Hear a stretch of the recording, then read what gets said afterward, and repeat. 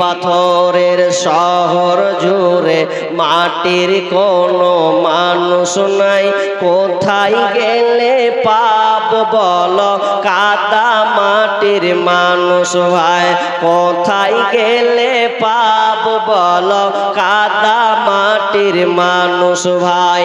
আকাশ চুম্বি দালান কোঠা এই শহরে ভরা, মানুষগুলি হৃদয় যেন পাথর দিয়ে গড়া, হায়রে পাথর দিয়ে গড়া।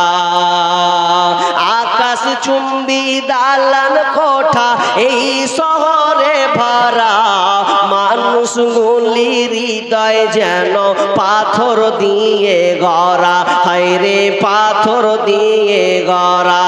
মাটির মানুষ হইয়া যেন মাটির ছিটা নাই, কোথায় গেলে পাব বলো কাদা মাটির মানুষ ভাই, কোথায় গেলে পাব বলো কাদা মাটির মানুষ ভাই।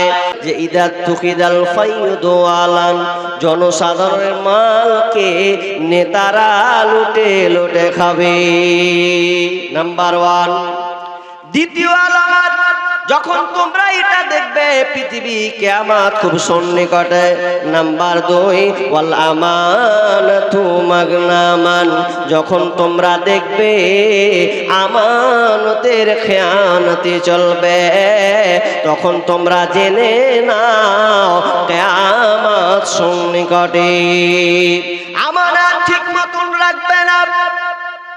আল্লাহ রাসূলের কাছে একজন সাহাবী এসে বলছেন, মাতাসা, হে আল্লাহ রাসূল কিয়ামত কখন হবে, পৃথিবী কখন ধ্বংস হবে একবার বলেন। বিষ্ণু বলছেন, ইদা জুইয়াতিল আমানাতু ফান্তাজিরিস সাআ, যখন তোমরা দেখবে আমানত যখন নষ্ট করা হবে, তখন তোমরা জেনে নাও কিয়ামত সন্নিকটে। সাহাবীরা বুঝতে পারলেন না। ফাকিলা কাইফা ইদআতুহা ইয়া রাসূলুল্লাহ, আপনি বলেন তো এই আমানত কিভাবে নষ্ট করা হবে। বিষ্ণু বলছেন, ইদা উসিদাল আমরু ইলা গায়রি আহলিহি ফান্তাজিরিস সাআ, যখন তোমরা দেখবে আমানত অর্থাৎ অযোগ্য লোককে দায়িত্ব দেওয়া হবে, অযোগ্য লোক অশিক্ষিত লোককে দায়িত্ব দেওয়া হবে, অশিক্ষিত লোককে মসজিদের ক্যাশিয়ার করা হবে, অশিক্ষিত লোককে সর্দার বানানো হবে। যখন তোমরা এই মেম্বার প্রধান হবে ও মূর্খ লোকেরা, যখন তোমরা দেখবে আমানতের খেয়ানত নষ্ট করা হবে, যখন অযোগ্যকে দায়িত্ব অর্পণ করা হবে, তখন তোমরা জেনে নাও কিয়ামত সন্নিকটে। আমানত কাকে বলা হয়? আমানত কাকে বলা হয়? বন্ধু আমার একটু কান করে শুনেন, আমানত কাকে বলা হয়? কেউ যদি আপনাকে 50 টাকা দেয়, 100 টাকা দেয়, 5000 টাকার নোট দেয়, আর যে রকম টাকা যেই রকম হোক না কেন আপনাকে বলল এটা আপনি রাখেন, 1 বছর পর আমি যেন নিয়ে নেব, এখন আপনি বলছেন টাকাগুলো করা আছে, একটু চেঞ্জ করে নি, এটা কিন্তু আমানতের খেয়ানত। আমানত বলা হয় যেমন ভাবে আপনাকে টাকা রাখতে দেওয়া হবে ওই রকম করে আপনাকে হিসাব বুঝিয়ে দিতে হবে। আজকে বর্তমানে মসজিদের ক্যাশিয়ারকে পর্যন্ত বিশ্বাস করা যায় না, এমন একটা পর্যায়ে হয়ে গেছে। আপনাদের মসজিদের ক্যাশিয়ার ভালো বলে আমি বলছি না, আমাদের এলাকাতে বিভিন্ন এলাকায় খুঁজে দেখেছি, হিসাব যদি চাইতে চাই তো হিসাবের বেলা খালি উল্টা পাল্টা করছে, এরকম। একটা মসজিদের ক্যাশিয়ার ও আপনার বয়স হয়ে গেছে, তো গ্রামের লোক বলছে, হাজি আপনি দায়িত্ব ঠিক মতন করতে পারছেন না, তো এক কাজ করেন, হারাকে দিয়ে দেন হিসাবটা, হারা বুঝিয়ে লিছি, হারা ক্যাশিয়ার ভালো রেখে দেবো দায়িত্ব। তখন লোকটা কি বলছে? লোকটা বলছে, তোমরা এগুলা কাজ করছো, মুখখানটাকে বেঁকে দেবো যে তোরা হাঁকা দায়িত্বটা দিতে দে, আমি তো এখানে মরিনি, আমি সুতা আছি নেই, এখানে মরে গেছি, দায়িত্ব আমি এখানে পারবো, হাঁকে এখানে তোরা পথটা লিস নে। তার মানে কি ও আর হিসাবটা দিতে পারবে না, ওই জন্য কইছে যে আমি যতদিন আছি শ্বাস চলছে ততদিন খেতে দে, কিনা ও সব টাকাও 12টা বাজিয়ে দিয়েছে মসজিদে, হিসাব ঠিক মতন নাই। ওই জন্য বলছে যে হাঁকে রাখ, এখানে মারি, এখানে কিছু করিস না। কি হালাত চলছে এখন! শুধু তাই নয়, আমানত কেউ রাখতে জানি না। এখন একটা কথা বলি আপনাকে, আমার একটা বিষয় আছে আমানত, যদি ওটা বলছি না, তবে একটু বলছি কি, যে আজকে বর্তমানে একটা মসজিদের যে যারা আমরা নামাজ পড়ি, 5 ওয়াক্তের নামাজ পড়ি, এই যে দাড়ি ছেড়ে দিয়েছি আর মাথায় টুপি দিয়েও যদি ওই লোকটা কহে যে হাজি 5,000 টাকা ধার দিবে, তা আপনি ফের খালি গাল চুল গেছেন, 5,000 টাকা যদি দিয়ে দিই পাবো, হ্যাঁ পাবো টাকার কাছে, মানে আপনি খালি গাল চুলকেছেন যে ও নামাজ পড়ে, তাও আপনার বিশ্বাস হয় না, যে জানি সালা 5,000 দিব তো ফের ওকে ধুঁড়েই পাবো না, যে বলবো যে আপ দিছি এই দিছি, বলেন এরকম হয় না? টাকা ধার দিতে যেহেতু সংকোচ মানে মনের মধ্যে চলে আসে, টাকাটা দিব পাবো কিনা।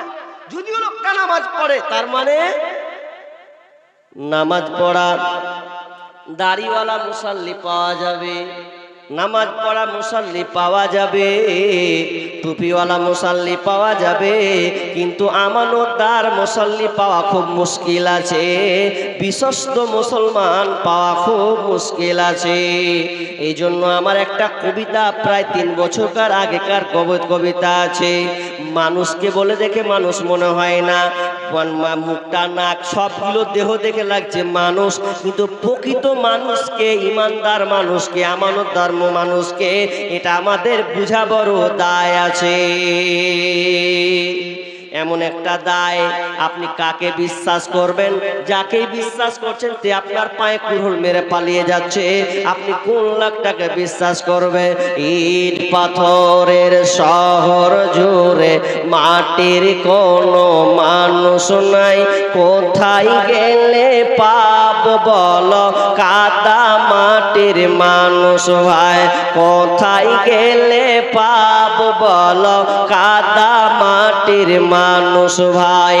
আকাশ চুম্বি দালান কোঠা এই শহরে ভরা, মানুষগুলি হৃদয় যেন পাথর দিয়ে গড়া, হায়রে পাথর দিয়ে গড়া। আকাশ চুম্বি দালান কোঠা এই শহরে ভরা, মানুষগুলি হৃদয় যেন পাথর দিয়ে গড়া, হায়রে পাথর দিয়ে গড়া। মাটির মানুষ হইয়া যেন মাটির ছিটা নাই, কোথায় গেলে পাব বলো কাদা মাটির মানুষ ভাই, কোথায় গেলে পাব বলো কাদা মাটির মানুষ ভাই। আমানতদার মুসলমান পাওয়া খুব মুশকিল আছে, বিশ্বস্ত মুসলমান পাওয়া খুব মুশকিল আছে। বিষ্ণু বলেছেন ওয়াল আমানাতু মাগনামান, যখন তোমরা দেখবে জনম আমানতের খেয়ানতি চলবে, যাকে দায়িত্ব দেওয়া হবে, যে কোনো দায়িত্ব হোক, সর্দার হোক, মরল হোক, ক্যাশিয়ার হোক, মেম্বার হোক, প্রধান হোক, যে কোনো দায়িত্ব হোক না কেন, ও দায়িত্বের খেয়ানতি, আমানতের খেয়ানতি করবে। ওমর বিন আব্দুল আজিজ তিনি এমন একজন খলিফা ছিলেন, যখন তিনি দেশের গভর্নর হয়েছিলেন, 5ম খলিফা, রাতের বেলাতে রাতে উঠে তিনি এসার আগে কিংবা পরে তিনি হিসাব করছেন, একটা চেরাগ জ্বলিয়েছেন, চেরাগটা জ্বলিয়ে তিনি হিসাব করতে করতে করতে করতে করতে হিসাবটা কার, তো বাইতুল মালের টাকার তিনি হিসাব করছেন। এমন সময় বাইরে একটা লোক এসে বলছেন আসসালামু আলাইকুম ইয়া আমিরুল মুমিনিন, সালাম দিয়ে যখন তিনি বাড়িতে যখন প্রবেশ করলেন, তিনি লোকটাকে ওয়ালাইকুম সালাম বলে ভেতরে ঢুকিয়ে নিলেন, ভেতরে বসতে দিলেন। বসতে দেওয়ার পর ওমর বিন আব্দুল আজিজ যে প্রথম চেরাগটা জ্বলিয়েছিলেন, ওই চেরাগটাকে তিনি নিভিয়ে দিয়ে আর একটা চেরাগ তিনি জ্বলাতে লাগলেন। একটা চেরাগ নিভিয়ে আর একটা চেরাগ জ্বলালেন। লোকটা দেখে অবাক হয়ে গেলাম, এটা আবার কোন ধরনের নিয়ম? প্রথম চেরাগ তো জ্বলছিল, ঠিকই তো ছিল, প্রথম চেরাগ নিভিয়ে আর একটা দ্বিতীয় চেরাগ কেন জ্বালানো হলো? জিজ্ঞাসা করে আমিরুল মুমিনিন এটা আপনি কেন করলেন বলুন, একটু জানতে চাই। তখন ওমর বিন আব্দুল আজিজ বলছেন, বন্ধু রে, ভাই রে, আমি যে প্রথম চেরাগটাকে জ্বলিয়েছিলাম, ওই চেরাগটা কিন্তু আমার টাকার পয়সা নয়, ওটা জনগণের টাকার পয়সা। লোক আমাকে দায়িত্ব দিয়েছে, নেতা বানিয়েছে, আমি বাইতুল মালের টাকাগুলো হিসাব করছিলাম, এই জনগণের চারাক দিয়ে জনগণের চারাকের আমি হিমি দিয়ে আমি আমার বাইতুল মালে হিসাব করছিলাম, জনগণের টাকার হিসাব করছিলাম। কিন্তু এই মুহূর্তে তুমি আমার বাড়িতে চলে আসলে, তো আমি ভাবলাম এই চারাক দিয়ে যদি আমি তোমাকে মেহমানদারি করি তাহলে এটা আমার ভুল হবে। আর কিয়ামতের ময়দানে আল্লাহ আমাকে প্রশ্ন করবে, বল তোর বাড়িতে একটা মেহমান এসেছিল, তুই জনগণের চারাক দিয়ে তুই আলোকিত করেছিলি, এখন তুই আমাকে হিসাব বুঝিয়ে দে।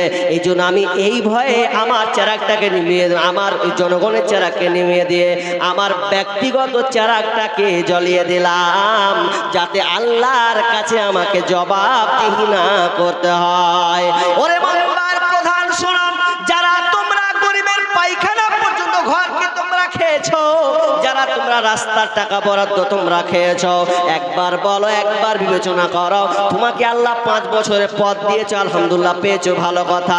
যদি তুমি জনগণের টাকাকে মেরে খেয়ে থাকো, কিয়ামতের ময়দানে তোমাকে জবাবদিহি করতে হবে, বুঝতে হবে। অথচ ওমর বিন আব্দুল আজিজ সামান্য চারাকটাকে জ্বলাতে পারছেন না, যে একটা বাড়িটাকে আলোকিত করে দিচ্ছে, 10 ঘন্টা চলুক 5 ঘন্টা চলুক, ভয়ে জ্বালাতে পারছে না কেন? তো বিচারের মাঠে চারাকেরও হিসাব আমাকে লাগবে, এই জন্য তারা জ্বলাতে পারছে না। আর আজকে আমরা মুসলমান আমানতের খেয়ানত করে চলছি।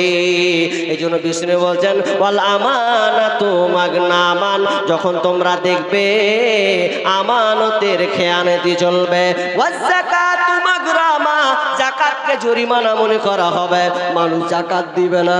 আজকে দেখেন তো, যাকাতের মেয়াদ ফরজ হওয়ার পরেও যাকাত আপনার উপরে ফরজ হয়ে গেছে, পার্সেন্টে হারে আপনাকে 2.5% যাকাত বের করতে হবে। অথচ অনেক মুসলমান 5 লাখ টাকার মালিক হয়ে বসে আছে, 10 লাখ টাকার মালিক হয়ে বসে আছে, 10 বিঘা 20 বিঘা চাষ করে করে করে যেন এখনো বসে আছে, এখন পর্যন্ত ওসর বের করেনি, যাকাত বের করেনি। বিষ্ণু বলছেন এমন একটা জামানা আসবে, যাকাতু মাগরামা, যাকাতকে জরিমানা করা হবে। ওয়াতুল্লিমা লিগাইরি দিন, 4 নাম্বার বিষ্ণু বলেছেন, যখন তোমরা দেখবে দ্বীনি শিক্ষাকে বাদ দিয়ে, দ্বীন ইসলামের শিক্ষাকে বাদ দিয়ে দুনিয়াবি শিক্ষার পেছনে মানুষ ঘুরবে। 4 নাম্বার কি বলেন? ওয়াতুল্লিমা লিগাইরি দিন, দ্বীনি শিক্ষার প্রচার প্রসার বাড়বে না, দুনিয়াবি শিক্ষার প্রচার প্রসার বাড়বে। এটা কমছে না বাড়ছে? মাদ্রাসার শিক্ষাগুলো এখন আস্তে আস্তে বিলুপ্ত। মাদ্রাসার শিক্ষাগুলো দে বাপ দে, ভিক্ষা খাওয়ার মতন। আপনাকে একটা উদাহরণ, তাড়াতাড়ি চলে যাব। কি উদাহরণটা? আপনার বাড়িতে 2টা ছেলে আছে, এই ধ্যান দেন, 2টা ছেলে আছে, একটা ছেলে মাধ্যমিক দিবে, আমার দিকেও অ্যাকশন হন, মাধ্যমিক দিবে, তো মাধ্যমিক দিতে একটা ছেলে টিউশনি লাগবে 500 টাকা, হয় না? হয় না? যদি একটা হাই স্কুলের মাস্টার বলে আপনার ছেলে মাধ্যমিক পাস করে ভালো করে পড়াশোনা করে রেজাল্ট ভালো হবে, 500 টাকা করে লাগবে, তা আপনি বলছেন কোনো অসুবিধা নাই, ছেড়ে 500 টাকা।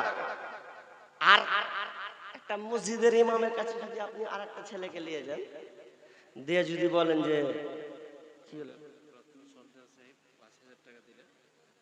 প্রাক্তন সর্দার ওই আছে কোনটা, আপনি মাশাআল্লাহ মাশাআল্লাহ, একটু মোসাফা সালাম মোসাফা করি ভাই, ও দাদু মোসাফা করি, কই 5000 আছে, 5000 মাশাআল্লাহ, বসেন এখানে, বসেন,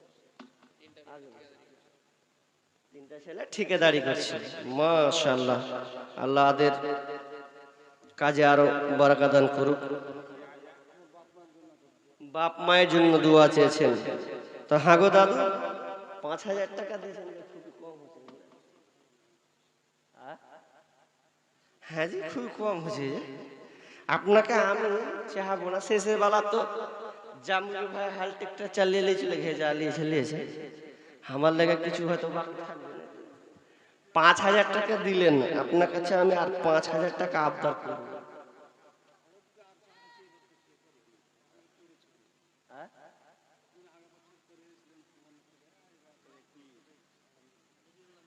না, কিছু তো লিব, আপনি নিজ থেকে 5000 দিয়েছেন, আমি আবদার করে কিছু লিব। এই মসজিদের জন্য অনেক, একটু আগে আলোচনা করছিলাম ঘরে, বলছিলেন যে অনেক কাজ, প্রায় 4-5 লাখ টাকার খরচ আছে মসজিদে। আমি দেখলাম গতবার এসেছি, ওই ঘরটাই চোখে দেখছি শালা হিলছে। হাজি মসজিদে চোখে হিলবে, আপনার বাড়িটা চুকিটা কত সুন্দর ঘুমাচ্ছেন আর আপনার ইমাম ঘুরবে। আমার মনে হয় এই যা প্রযুক্তি যুগ চলছে, একটা মসজিদে অন্তত সুন্দর ঘর থাকবে, ছাপর খাট পর্যন্ত আপনাদের দেওয়া উচিত, না তো বিচারের মাঠে সব হিসাব লাগবে। মনে করিয়েন না, একটা ইমাম পাঁচ ওয়াক্ত নামাজ পড়াবেন, ডিউটি করবেন, সমস্ত কিছু তার উপরে দায়িত্বভার, সবকিছু তাকে দেখতে হয়।